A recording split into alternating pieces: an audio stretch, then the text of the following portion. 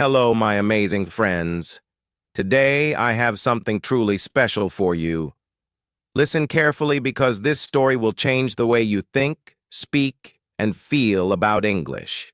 He is the finest psychologist the world has ever produced.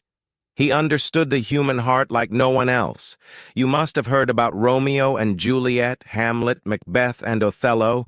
These are not just stories, they are mirrors of life, love, power, betrayal, ambition, everything that makes us human, he captured in his words. His influence is so great that English itself would not be the same without him. Many words, phrases, and ideas we use today came from his brilliant mind.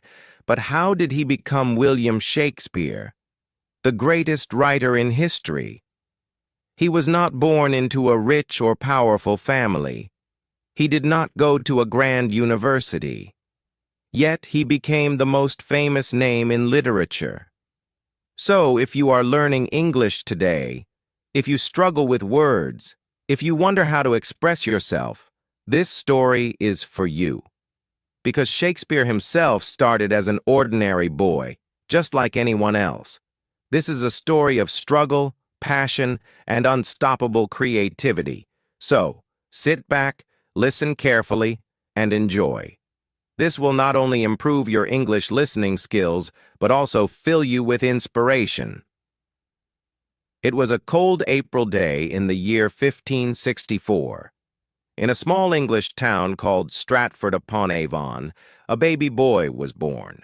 His parents, John and Mary Shakespeare, held him close, never knowing that their son would one day change the world. His name was William Shakespeare. Stratford-upon-Avon was not a big city. It was a quiet town with narrow streets, wooden houses, and a river flowing gently through it. People lived simple lives, working as farmers, traders, and craftsmen. William's father, John Shakespeare, was a glove maker. He made fine leather gloves and sold them in the town market. He was a hard-working man, respected in the community. His mother, Mary Arden, came from a wealthy farming family. She was kind, strong, and full of love for her children. William was the third of 8 children. The house was always noisy with laughter, chatter, and the sounds of daily life. But William was different. He was curious. He observed everything. He listened to how people spoke, how they laughed, how they cried. He didn't know it yet, but this curiosity would one day make him the greatest playwright of all time. In those days, there were no televisions, no phones, no internet. People entertained themselves with stories. Traveling actors would come to town and perform plays in the streets. Young William would watch in amazement, his eyes wide with excitement. He loved listening to old legends, folk tales, and heroic stories from history. Each story made his imagination stronger. At the age of 7, William started school. The school was a small, simple building with wooden benches and a strict teacher. But what he learned there would shape his destiny. He studied Latin, history, poetry, and literature. Latin was the language of scholars, and young William became quite good at it. He read the great stories of ancient Rome and Greece. He discovered writers like Ovid, Plutarch, and Virgil. Their words stayed with him, inspiring his future plays. But William wasn't just a bookworm. He loved nature. He would walk through the green fields, watch the river, and listen to the sounds of birds. He played with his friends, ran through the streets, and enjoyed life like any other boy. Yet, there was something inside him, a deep hunger for words, stories, and meaning. Just when life seemed normal, trouble struck. William's father, once a respected businessman, started facing financial problems. He had borrowed money for his business, but things were not going well. This meant the family had less money. It was a difficult time. There were even days when they struggled to buy food.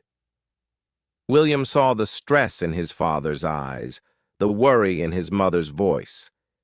He knew that life was uncertain, but instead of feeling hopeless, he observed everything. He felt every emotion deeply. He learned that life is full of ups and downs, something he would later write about in his plays. Even as a child, William had a special way with words. He would make up little poems and rhymes. He loved to act, to play roles, to entertain his friends with stories. But no one in Stratford-upon-Avon knew that this young boy would one day write the most famous plays in the world, for now he was just William, the boy with big dreams. But those dreams were about to take him far, very far. William Shakespeare was growing up fast.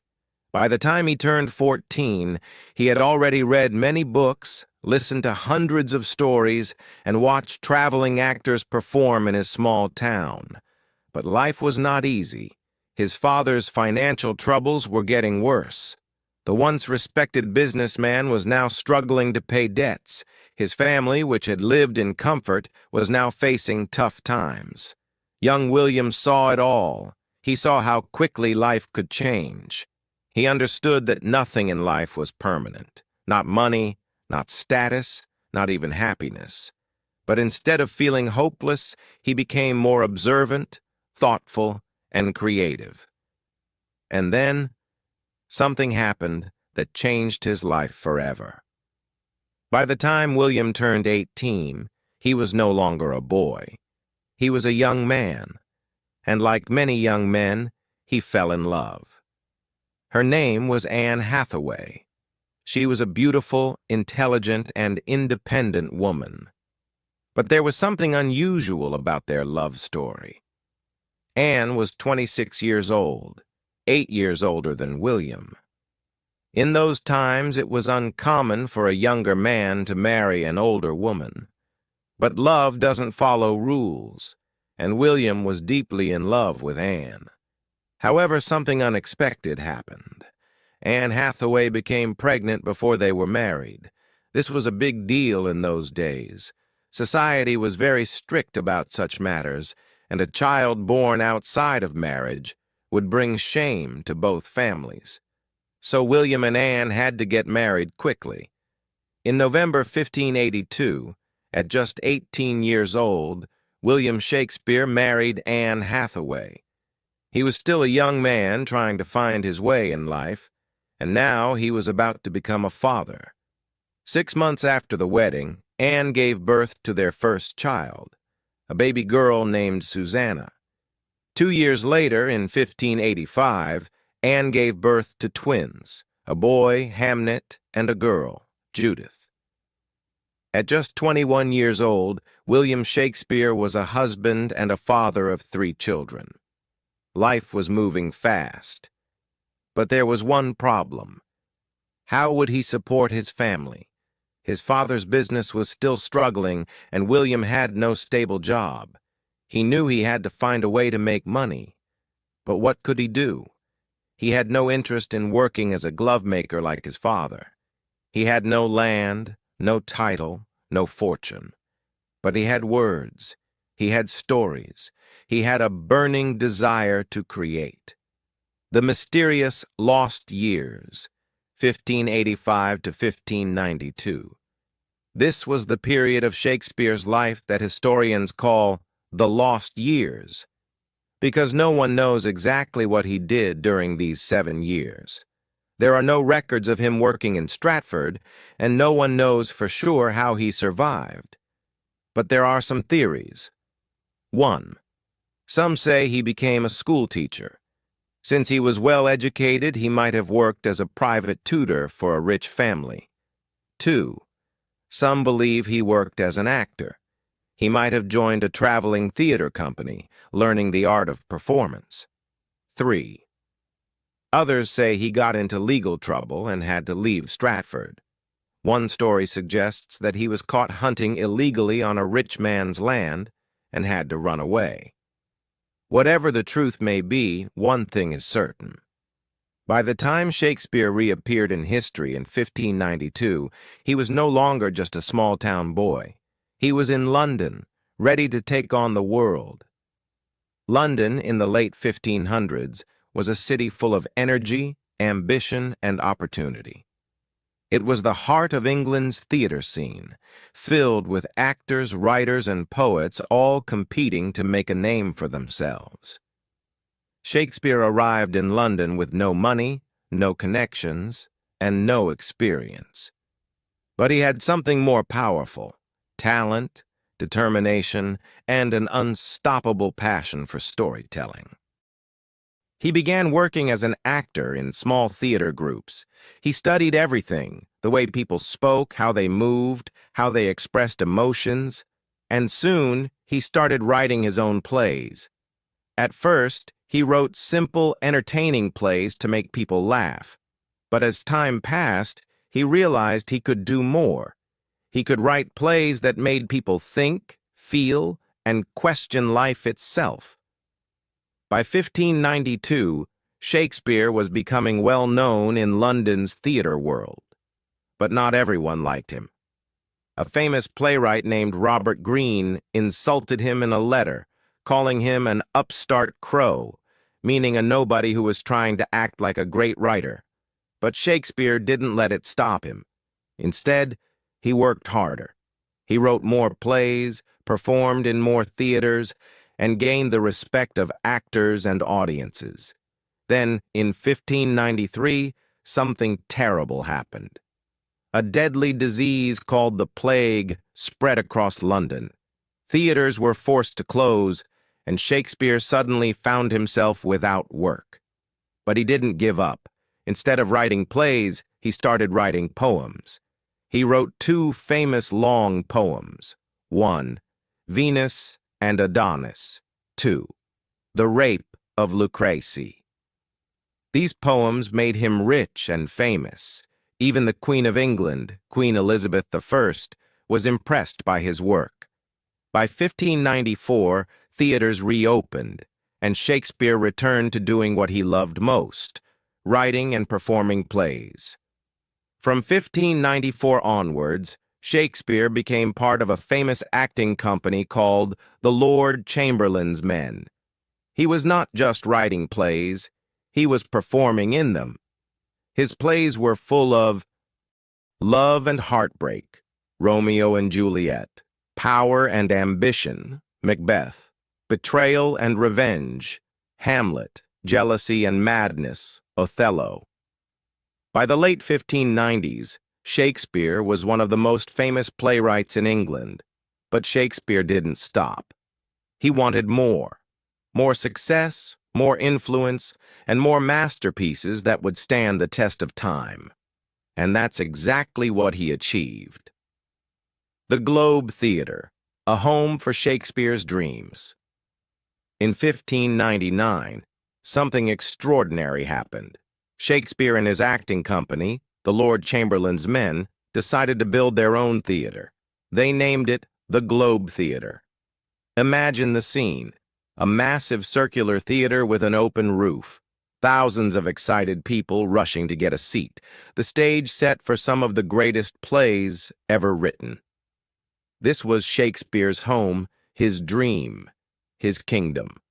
At the Globe, he performed his greatest works: Hamlet, a story about revenge, madness, and fate; Macbeth, a tale of power, ambition, and guilt; Othello, a tragic story of love and jealousy; Julius Caesar, a political drama full of betrayal. These plays were not just entertainment.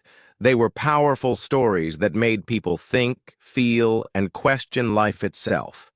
And soon, Shakespeare's success brought him wealth beyond imagination. By the early 1600s, Shakespeare was not just a famous writer, he was one of the richest playwrights in England.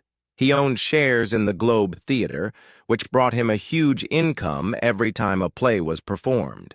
He earned money from published plays and poems which were sold all over England. He received royal support, which meant the king and queen admired his work. He bought multiple properties, including a grand house in Stratford called New Place. At a time when most playwrights struggled to survive, Shakespeare was living a comfortable, wealthy life, but fame and fortune were not enough for him. He wanted something bigger. In 1603, a historic event changed everything. Queen Elizabeth I, who had supported Shakespeare, died. Her successor was King James I. At first, no one knew if the new king would appreciate theater, or if he would close the theaters forever. But Shakespeare didn't have to worry. King James loved his work. In fact, he loved Shakespeare's plays so much that he personally invited Shakespeare's acting company to perform for him. And then, something incredible happened. King James gave Shakespeare's company a royal title. They were now called the King's Men. This was the highest honor a playwright could receive. It meant they were official actors of the royal court. They were protected and supported by the king himself. They would perform in front of the most powerful people in England. Shakespeare had gone from being a glovemaker's son to the most celebrated playwright in England's history. Between 1603 and 1611, Shakespeare wrote some of his most famous and deepest plays. These were not just stories, they were reflections of life, power, love, and loss. King Lear, a heartbreaking story of a father's betrayal. Macbeth, the dark tale of ambition and destruction. The Tempest, a magical story of forgiveness and new beginnings. His writing became darker, more emotional, and deeply philosophical. Because Shakespeare was changing, he was growing older. He had seen fame, fortune, betrayal, and loss. His plays became more personal, and his characters felt more real than ever before. By 1611, Shakespeare had achieved everything he had ever dreamed of. He was famous, he was rich, he was respected by kings and nobles. William Shakespeare had lived a life beyond imagination. He had gone from a small-town boy in Stratford to the most famous playwright in history. He had written tragedies, comedies, and histories that changed the way people thought about life, love, power, and fate.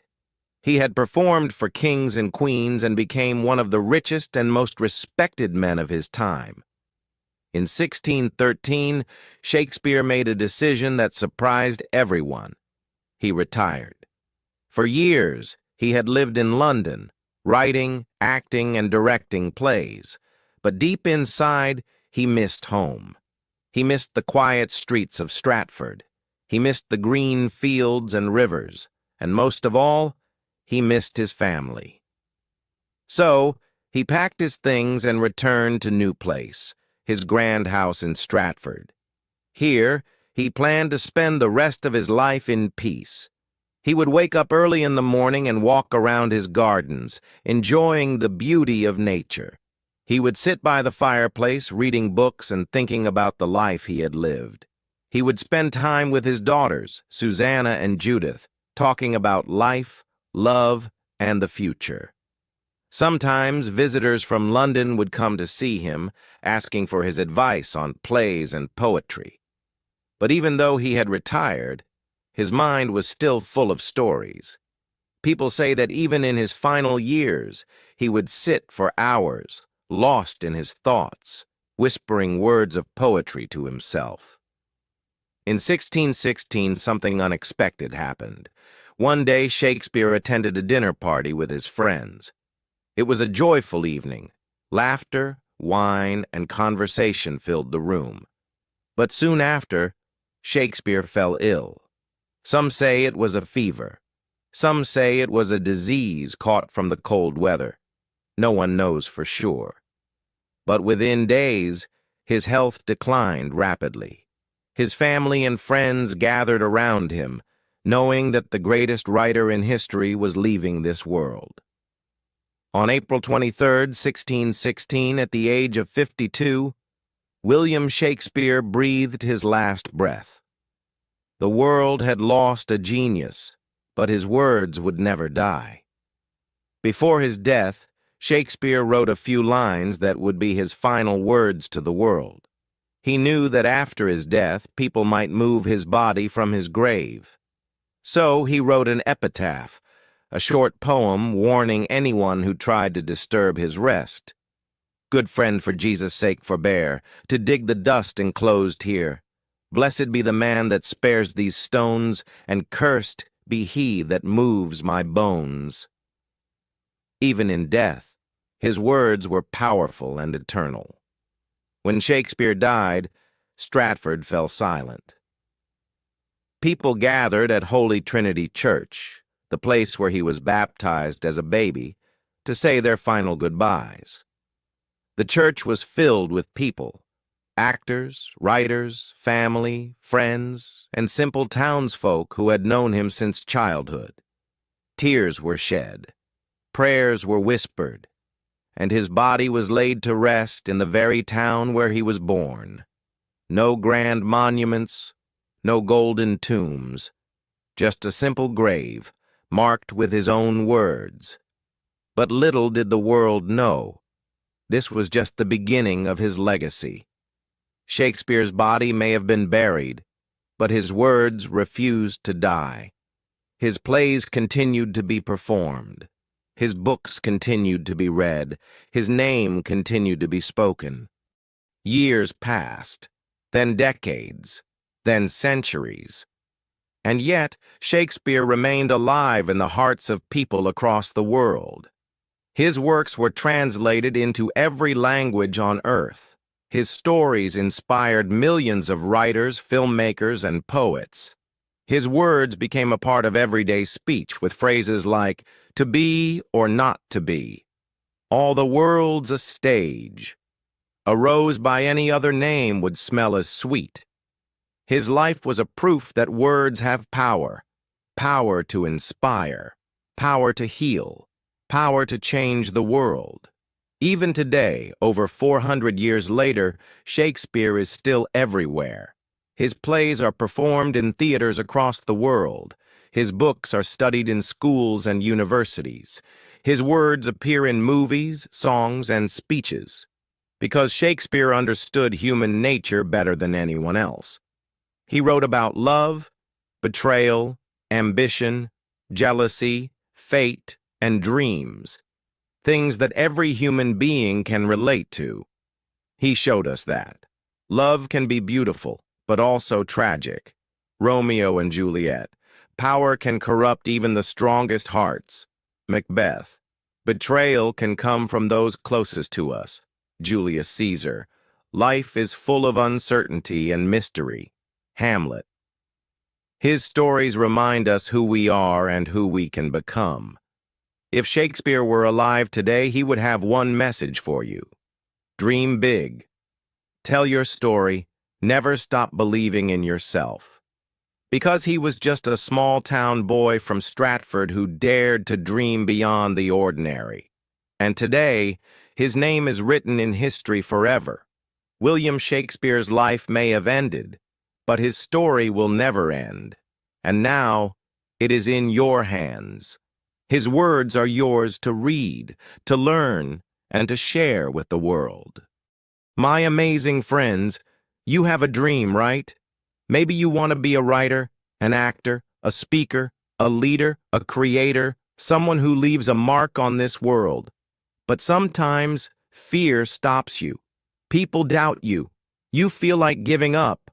Let me tell you something powerful today. William Shakespeare was just like you. He was born in a small town. He had no rich family. He had no connections. No one believed he would be famous. But he had one thing, a dream. And that dream changed the world. Now it's your turn. You have a fire inside you. You have a story to tell. You have a voice that matters. Don't let fear stop you. Don't let people tell you you can't do it. Because the truth is, You can. You are stronger than you think. You are greater than you believe.